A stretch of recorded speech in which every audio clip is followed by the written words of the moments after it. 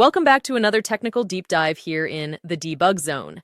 Today we're tackling a big question and breaking it down with insights from other users.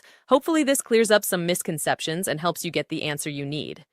So buckle up, stay a little curious, and let's jump right in.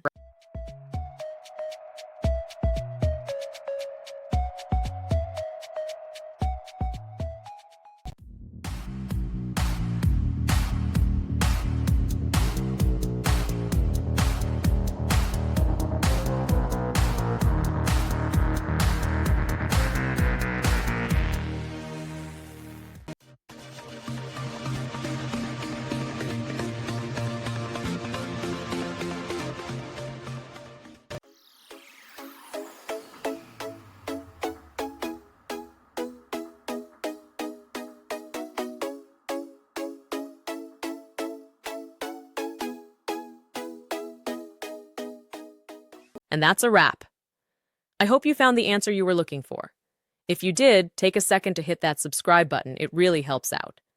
And let me know in the comments which solution worked best for you.